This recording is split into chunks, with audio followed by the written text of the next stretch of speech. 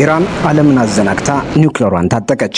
ከፔንታጎንና ቴህራን የሚወጡ መረጃዎች የፋርስ ባህረ ሰላጤውን እያመሱት ነው። የአሜሪካ ግዙፍ የጦር እንቅስቃሴ የሚገታ መረጃ ከኢራን ተሰምቷል። ትራምፕ አወደምኩት ያሉት የኢራን የኒውክሌር ፕሮግራም አፈር ልሶ አካል ተላብሶ መሳሪያ ሆኖ ብቅ ብሏል። አያቶላ የአሜሪካ ቀጣይ የቀጠናው እርምጃዎችን በሰዓት እንደመጫወት ነው ሲሉ ዝተዋል። ሁኔታው ዋሽንግተን ቆም ብላ እንድታስብ የሚያደርጋት ሆኗል።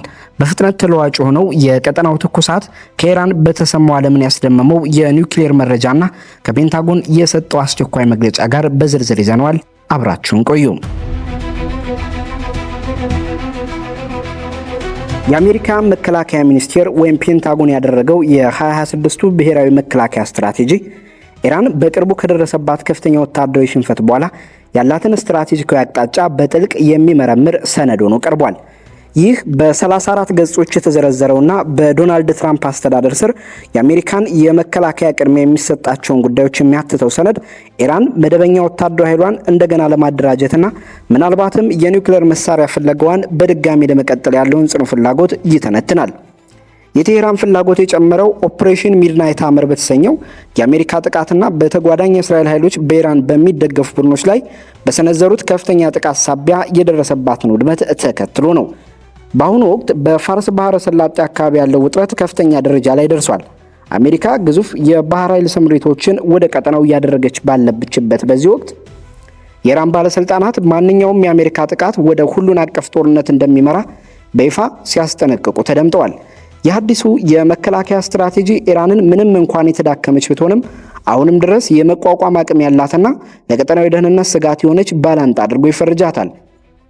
ይህም አሜሪካ በቀጠናው ለምታደርገው የኃይል አሰላለፍና ከጎረቤት ሀገራት ጋር ለምትመሰረተው ጥምረት ትልቅ ትርጉም አለው።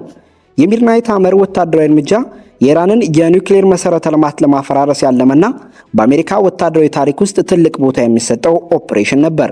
በዚህ መጠነ ሰፊ ጥቃት ላይ በግምት 125 የሚሆኑ የአሜሪካ ተዋጊ አውሮፕላኖች ተሳትፏል።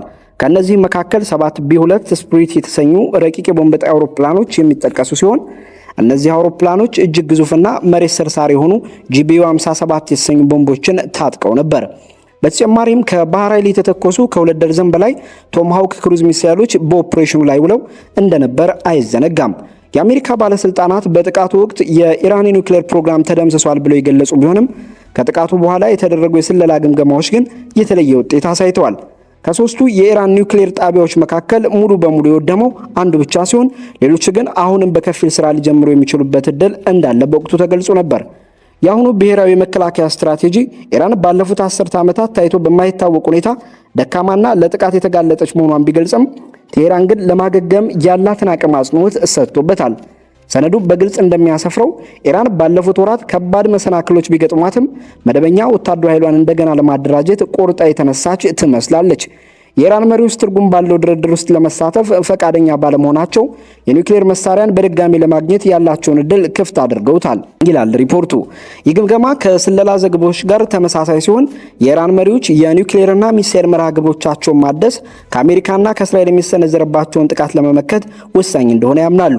በሌላ በኩል ስትራቴጂው እስራኤልን ኢራንን በማዳከም ረገድ አርአያ የሚሆን አጋር በማለት የሚያወድስ ሲሆን አሜሪካ በቀጥታ ጣልቃ ከመግባት ይልቅ ለፋርስ ባህረ ሰላጤ አጋሮቿ አስፈላጊውን ድጋፍ በመስጠት ኢራንን እንድትመክት የሚያበረታታ ፖሊሲ ቀርጿል።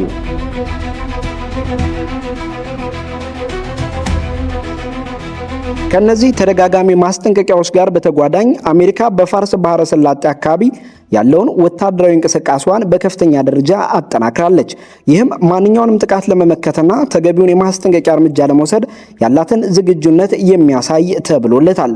ፕሬዚዳንት ዶናልድ ትራምፕ ባስተላለፉት መልእክት አርማዳ ወይም ግዙፍ የጦር መርከቦች ስብስብ ወደ መካከለኛው ምስራቅ እያመራ መሆኑን በይፋ አስታውቀዋል። የአርማዳ ተብሎ የተገለጸው ወታደራዊ ስብስብ የዩኤስኤስ አብርሃም ሊንከን የተሰኘውን በኒውክሌር ኃይል የሚሰራ ግዙፍ የአውሮፕላን ተሸካሚ መርከብን ያካተተ ቡድን ነው። ይህ ኃይል የሚመራው በዚሁ ግዙፍ መርከብ ሲሆን የሚመሩ ሚሳኤሎችን የታጠቁ አውዳሚ መርከቦችና የተለያዩ የድጋፍ ሰጪ የባህር ላይ መንኮራኩሮችንም በውስጡ የያዘ ነው። የአብርሃም ሊንከን የጥቃት ቡድን የሲንጋፖርን የባህር ክልል አልፎ ወደ ኦማን ባህረ ሰላጤ እየተቃረበ ይገኛል። ሆኖም ግን እስካሁን ድረስ በአሜሪካ መካከለኛው የኃላፊነት ቀጠና ውስጥ አልገባም። የአዲስ ወታደራዊ ስምሪት አሜሪካ በቀጠናው እያደረገች ያለችውን ቀጣይነት ያለው የኃይል ማስተካከያ እርምጃ የሚያግዝ ነው። ይህም በየጊዜው የሚደረጉ የሲ-17 ግዙፍ የጭነት አውሮፕላን በረራዎችን በኬሲ-135 እና በኬሲ-46 አውሮፕላኖች አማካኝነት የሚከናወኑ የአየር ላይ ነዳጅ መሙላት ስራዎችን እንዲሁም በኳታር በሚገኘው አሉዴይድ የጦር ሰፈር የመሳሰሉ ስፍራዎች ላይ እንደ ፓትሪዮትና ታድ ያሉ የአየርና የሚሳኤል መከላከያ ስርዓቶችን የማጠናከር ተግባራትን ያካትታል። እነዚህ መጠነ ሰፊ እንቅስቃሴዎች ከኢራን ሊሰነዘር የሚችለውን ማንኛውንም ያጸፋ ጥቃት ለመመከትና በቀጠናዊ መከላከያ ረገድ እየታየ ክፍተቶችን ለመሙላት የታለሙ ናቸው። ይህም ወታደራዊ ዝግጅት አፋጣኝ ጥቃት ለመሰንዘር ሳይሆን የታቀደና ስልታዊ በሆነ መንገድ ኃይልን የማጠናከር ሂደት እንደሆነ ይነገራል። ኢራን ለአሜሪካ ወታደራዊ ኃይል ለመጠናከር የሰጠችው ምላሽ በከረረ የቃላት ምልልስና ባልተመጣጠነ የመከላከያ ዝግጅት እየታጀበ ነው። አንድ ከፍተኛ የኢራን ባለስልጣን በኒውዮርክ በሰጡት መግለጫ አሜሪካ የምትሰነዝረው ማንኛውም አይነት ጥቃት ውስን ወይም ሌላ አይነት ቢሆንም እንደ ሁሉን አቀፍ ጦርነት እንደሚቆጠር አስታውቋል። በተጨማሪም ኢራን ሊታሰብ በሚችል እጅግ አስከፊ መንገድ ያጸፋ እርምጃ እንደምትወስድ ዝተዋል። የማስጠንቀቂያ የኢራን ፓርላማ አፈ ጉባኤ መሐመድ ባገር ቃሊባፍ ቀደም ሲል በሰጡት መግለጫ ጋር ተመሳሳይ ነው። አፈ ጉባኤው በንግግራቸው ወቅት ጥቃት የሚሰነዘር ከሆነ በቀጠናው የሚገኙ የአሜሪካ የጦር ሰፈሮች፣ የባህር ላይ ንግድ እንቅስቃሴዎችና እስራኤል የኢራን ኢላማ ሊሆኑ እንደሚችሉ አመልክተዋል። በመከላከል ላይ ያተኮረው የኢራን ወታደራዊ አስተምሮ በፋርስ ባህረ ሰላጤ በሚገኙ የአሜሪካና የአጋሮቿ ንብረቶች ላይ የሚሳኤል ጥቃቶችን መሰንዘርን፣ የሆርሙዝ ወሽመጥን የመዝጋት ዕድልና ምንም እንኳን በቅርቡ ቢዳከሙም የኢራን ደጋፊ ቡድኖችን ማንቀሳቀስን እንደ ዋና የመከላከያ ስልት ይከተላል። የእስላማዊ አብዮታዊ ጥበቃ ኃይል የባህር ኃይል በሆርሙዝ ወንዝ ላይ ያለውን የበላይነት ደጋግሞ የገለጸ ሲሆን ይህንንም በድርድር ወቅት እንደ ተጽዕኖ ማሳደሪያ መሳሪያ ሊጠቀምበት እንደሚችል አመልክቷል። በተጨማሪም የኢራን ከፍተኛ መሪ አያቶላህ አሊ ኻሜኒን ጨምሮ ሌሎች የገዢው መሪዎች በከፍተኛ ሁኔታ የተመሸጉ የመሬት ውስጥ ባንከሮች መዛወራቸውን የሚጠቁሙ ዘገባዎች ወጥተዋል። ኢራን የአሜሪካን የባህር ኃይል እንቅስቃሴ ለመመከት የምትከተለው ስልት ባለፉት 10 ዓመታት በማዕቀብና በግጭቶች ውስጥ ያዳበረቻቸውን መደበኛና መደበኛ ያልሆኑ ወታደራዊ አቅሞች ጥምረት ነው። የዚህ ስልት ዋና ማዕከል ጠላት ወደ አካባቢው እንዳይገባ የመከላከልና የቀጠናውን ለጠላት የማሳጣት ስልቶችን መጠቀም ነው። ይህም እጅግ ፈጣን የሆኑ በርካታ አነስተኛ የጦር ጀልባዎችን እንደ ጋደርና ኑር ያሉ የባህር ዳርቻ መከላከያ ሚሳኤል ስርዓቶችንና በፋርስ ባህረ ሰላጤ ጠባብ ውሃዎች ውስጥ የሚንቀሳቀሱ ሰርጓጅ መርከቦችን ስራ ላይ መዋልን ያካትታል። የኢራን ጦር በአውሮፕላን ተሸካሚ መርከቦች ላይ ጥቃት የመሰንዘር ልምምዶችን ሲያደርግ የቆየ ሲሆን ይህም የአሜሪካን የመከላከል አቅም ሊያዳክሙ የሚችሉ መጠነ ሰፊና ተከታታይ ጥቃቶችን መሰንዘር ላይ ትኩረት ያደረገ ነው። የአብርሃም ሊንከን የጥቃት ቡድን መቃረቡን ተከትሎ ኢራን የሚሳኤል ካዝናዋን በድጋሚ እያጠነከረች መሆኑ እየተዘገበ ሲሆን የመንግስት መገናኛ ብዙሃንም አገሪቱ ሁሉንም የአሜሪካና የእስራኤል የጦር ሰፈሮች በአንድ ጊዜ መምታት የሚያስችል የረዥም ርቀት ሚሳኤል አቅም እንዳላት እየገለጹ ይገኛሉ። በፔንታገን ስትራቴጂ ላይ እንደተጠቀሰው ይህ የኃይል ግንባታ ጥረት እንደ መድፍ ኃይል፣ የታጠቁ ክፍሎችና የአየር መከላከያ ባሉ መደበኛ ኃይሎች ላይ ያተኮረ ሲሆን በተጨማሪም የአሜሪካን የዝና የቁጥጥር ስርዓት ለማናጋት የሚያገለግሉ የሳይበርና የኤሌክትሮኒክስ ጦርነት መሳሪያዎችንም ያካተተ ነው።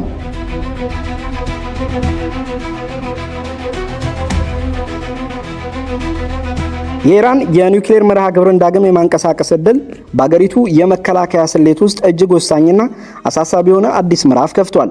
ከአሜሪካ መጠነ ሰፊ ወታደራዊ ጥቃት በኋላ የተካሄዱ ግምገማዎች እንደሚያሳዩት ምንም እንኳን የኢራን የዩራኒየም ማበልጸጊያ ማዕከላት በከፍተኛ ሁኔታ ቢወድሙም ከመሬት በታች የተገነቡት ሚስጥራዊ ተቋማት ግን አሁንም ድረስ የተወሰነ አቅም ሊኖራቸው እንደሚችል ይገመታል። ይቀሪ አቅም ቴህራን የኒውክሌር እንቅስቃሴዋን በህቡና በሚስጥራዊነት ዳግም ለማስጀመር እንደሚያስችላት ስጋቶች አሉ።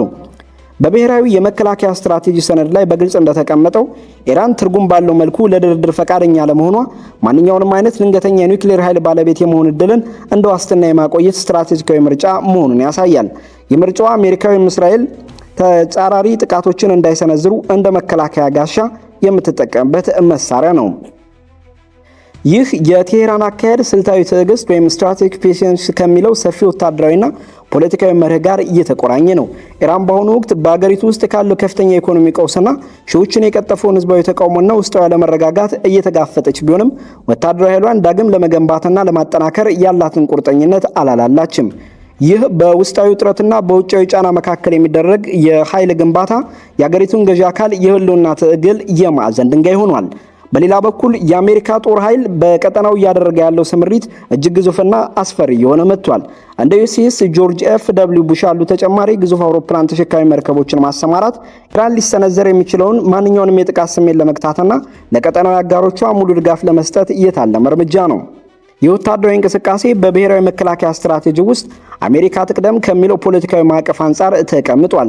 ሰነዱ አሜሪካ ከዚህ ቀደም የነበሩባትን ዓለም አቀፍ ግዴታዎች በመተቸት የሰሜን አትላንቲክ ቃል ኪዳን ድርጅት አባል ሀገራት የመከላከያ ወጪያቸውን ከሀገራዊ ጠቅላላ ምርታቸው ወይም ጂዲፒ ወደ 5% እንዲያሳድጉ ግፊት ያደርጋል። ይህ እርምጃ አሜሪካ ትኩረቷን በገዛ ሀገሯ ደህንነት ላይ እንድታደርግና እንደ ቻይና ያሉ ዋና ዋና ባላንጣዎቿን ለመጋፈጥ የሚያስችላትን ሀብት እንድታገኝ ይረዳታል። ሩሲያና ቻይናን በተመለከተ ስትራቴጂው በንግግርና አጋሮች የኃላፊነት ክፍፍል ላይ የተመሰረተ በመሆኑ ከመካከለኛው ምስራቅ በሚመጡ ድንገተኛ አደጋዎች የሚውል በቂ ወታደራዊና የገንዘብ አቅም እንዲኖር መንገድ ይከፍታል።